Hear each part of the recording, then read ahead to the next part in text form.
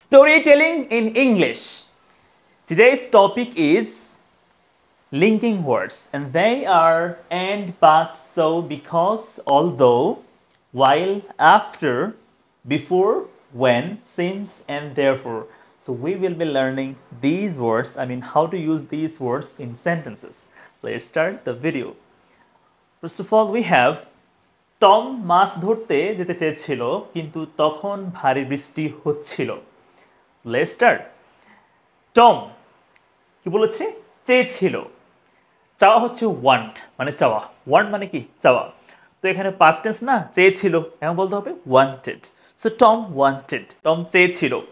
Wanted to গো, যেতে চেয়েছিল। So wanted to গো মানে কি? যেতে চেয়েছিল। ওয়ান্টেড টু সে, বলতে চেয়েছিল। ওয়ান্টেড টু কাম, আসতে চেয়েছিল। ওয়ান্টেড টু রিড, পড়তে চেয়েছিল। সবগুলো কি এভাবেই হয়ে যাবে, ঠিক আছে? তাহলে Tom wanted to go, Tom যেতে চেয়েছিল কোথায়? ফিশিং মানে কি? ফিশিং, মাছ ধরতে। ফিশিং, গো ফিশিং, মাছ ধরতে, ঠিক আছে?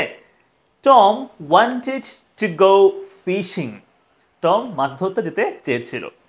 আপনি বলতে পারেন যে টম ওয়ান্টেড টু গো, এটা বললেও হবে। ইউএস ইংলিশ ভার্সনকে বলা হয় wanted. Tom wanted to go, সুন্দর। So Tom wanted to go fishing, but, কিন্তু, তখন ভারী বৃষ্টি হচ্ছিল। ওকে, বাট ভারী বৃষ্টি হচ্ছিল, এটা কিন্তু পাস্ট কন্টিনিউয়াস টেন্স। তো বলতে হবে ইট ওয়াজ রেইনিং। ভারী মানে heavily. Okay, so but it was raining heavily, ভারী বৃষ্টি হচ্ছিল। যদি এখন বৃষ্টি হয় তাহলে কি বলবেন? ইট ইজ রেইনিং হ্যাভিলি, মানে এখন ভারী বৃষ্টি হচ্ছে। এটা present continuous tense. It is raining বলেছি, আর এখানে কি বলেছে? হচ্ছিল, মানে পাস্টে হচ্ছিল, অতীতে এখন হচ্ছে না, তাহলে বন্ধ হয়ে গেছে। তাহলে পাস্ট কন্টিনিউয়াস টেন্স, এজন্যই বলবেন বাট ইট ওয়াজ রেইনিং, মানে বৃষ্টি হচ্ছিল। হ্যাভিলি মানে ভারী বৃষ্টি হচ্ছিল। ক্লিয়ার? তাহলে Tom wanted to go fishing, হ্যাঁ, but it was raining heavily. Clear? যদিও মানে কি বলুন তো? অলদো মানে কি? যদিও। প্রশ্ন করি, যদিও ইংলিশ আরো একটা ওয়ার্ড আছে, বলুন তো কমেন্ট করে ওয়ার্ডটা কি হতে পারে? বলুন তো কমেন্ট করে ওয়ার্ডটা কি হতে পারে? আচ্ছা, অলদো, হ্যাঁ, যদিও। অলদো সে 1 ঘন্টা অপেক্ষা করলো, এটা পাস্ট টেন্স, তাই না? Although he waited for an hour, সে 1 ঘন্টা অপেক্ষা করলো। অলদো মানে যদিও, হি ওয়েটেড মানে কি? সে অপেক্ষা করলো। He waited for an hour, 1 ঘন্টা ধরে সে অপেক্ষা করলো। তবুও বৃষ্টি থামলো না। দ্য রেইন ডিডন্ট স্টপ, বৃষ্টি থামলো না। আমি যদি বলি বৃষ্টি থেমে গিয়েছিল, তাহলে কি বলতাম? দ্য রেইন স্টপড, থেমে গিয়েছিল। বাট থামেনি, নেগেটিভ তো, এই জন্যই বলতে হবে ডিডন্ট স্টপ, থামেনি। The rain didn't stop. Although he waited for an hour, the rain didn't stop. Next, তাই মানে সো। ওকে, সো সে গরম কফি খেতে খেতে একটি বই পড়ার সিদ্ধান্ত নিল।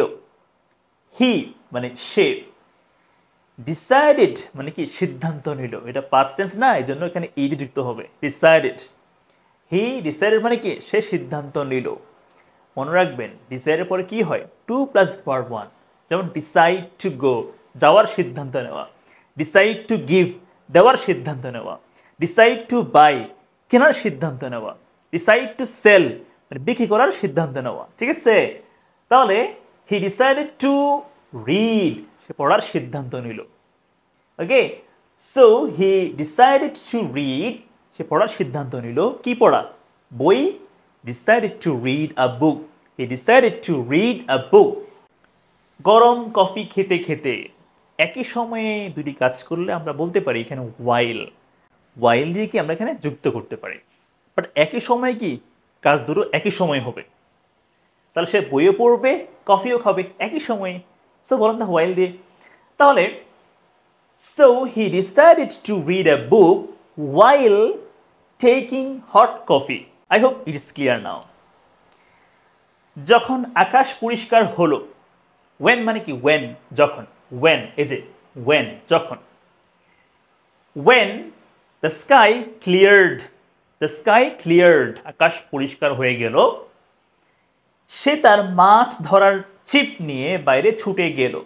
হি রাশ মানে কি ছোটা, হি রাশড সে ছুটলো, আউটসাইড বাহিরে, হি রাশড আউটসাইড সে বাহিরে ছুটলো।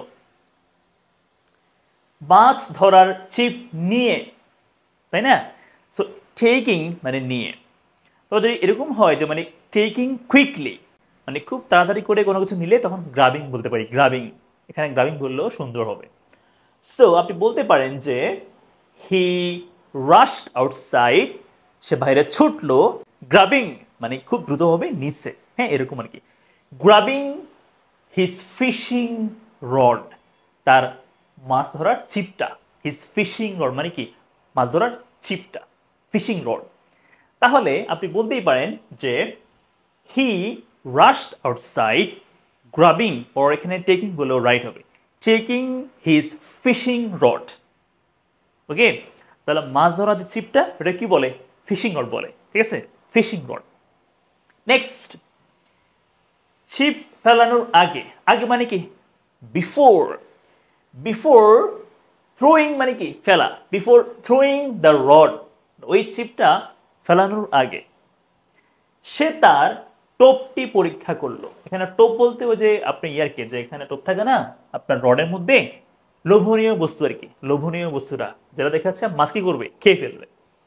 সো হি চেকড সে পরীক্ষা করলো, পাস্ট টেন্সে, হি চেকড দ্য বেইট টোপ, ঠিক আছে, সে টোটাকে পরীক্ষা করলো। সে একটি বড় মাছ ধরলো। হি কট মানে কি ধরেছিল, এটা হচ্ছে আপনার ক্যাচ মানে ধরা, এখানে পাস্ট টেন্স এর জন্য কট হয়ে যাবে, catch caught caught, very easy to understand.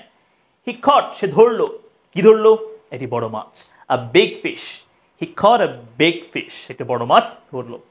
Next, কারণ মানে কি বিকজ, এই যে বিকজ, বিকজ, ঠিক আছে, বিকজ, বিকজ সে ধৈর্য ধরেছিল। He was patient, he was patient, because he was patient. Okay, he caught a big fish because he was patient.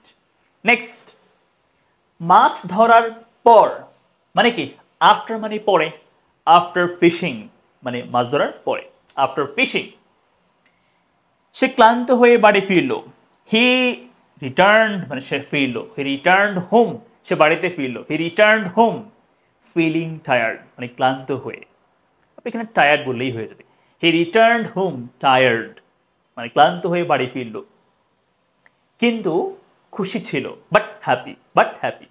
He returned home feeling tired but happy, ঠিক আছে। He returned home feeling tired or exhausted but happy or elated, অনেক খুশি। যেহেতু মানে হচ্ছে as অথবা since একটা বললেই রাইট হবে। সো অ্যাজ ওর সিন্স, সিন্স তার কাছে যথেষ্ট মাছ ছিল। হি হ্যাড মানে কি তার কাছে ছিল, হি হ্যাড মানে তার কাছে ছিল, কি ছিল, মাছ। ইনাফ ফিশ যথেষ্ট মাছ। So since he had enough fish, যেহেতু তার কাছে যথেষ্ট মাছ ছিল সে তার বন্ধুদেরকে বাড়িতে দাওয়াত দিল। He invited his friends over, he invited his friends over. Okay, done. এবার তারা সবাই একসাথে খাবার উপভোগ করলো। দে অল এনজয়েড, তারা সবাই উপভোগ করলো। দে অল এনজয়েড দ্য মিল মানে খাবারটা, মানে কি খাবার, তারা সবাই খাবারটা, দে অল এনজয়েড তারা সবাই উপভোগ করলো। এবং টম সন্ধ্যার নায়ক হয়ে উঠল। অ্যান্ড টম বিকেম মানে হয়ে উঠল, দ্য হিরো মানে নায়ক, Tom became the hero of that evening মানে ওই সন্ধ্যার কি সে নায়ক হয়ে গেল, যে টম। সুতরাং মানে দেয়ারফর, দেয়ারফর সে সিদ্ধান্ত নিল, হি ডিসাইডেড দ্যাট সিদ্ধান্ত নিল যে সে নিয়মিত মাছ ধরতে যাবে। এখানে কি হবে বলুন তো, এখানে উইল না হয়ে উড হবে। কেন ভাইয়া, যেহেতু আগেরটা পাস্ট টেন্সে না, হি ডিসাইডেড এটা পাস্ট টেন্সে না, এজন্য এখন কি হবে এখানে উড হবে, এখানে উইল হবে না। আমি যদি বলি সে সিদ্ধান্ত নেয় তাহলে কি বলতাম he decides that he will go but এখানে পাস্ট টেন্সে না ডিসাইডেড এই জন্য এখানে উড আসবে কেমন so therefore he decided that he would go fishing এখানে একটা ওয়ার্ড আছে নিয়মিত মানে হচ্ছে অফেন তাহলে he would often go fishing Therefore, he decided that he would often go fishing. He would often go fishing. মানে সে প্রায় কি মাঝতে যাবে তো এই হলো ইংলিশ স্টোরিটা কেমন প্র্যাকটিস করবেন ভালো করে বুঝতে পারলে কমেন্ট বক্সে ডান লিখবেন আমার স্পিকিং রাইটিং কোর্সে ভর্তির জন্য এই নম্বরে কন্ট্যাক্ট করবেন থ্যাংকস ফর ওয়াচিং ভালো থাকবেন আসসালামু আলাইকুম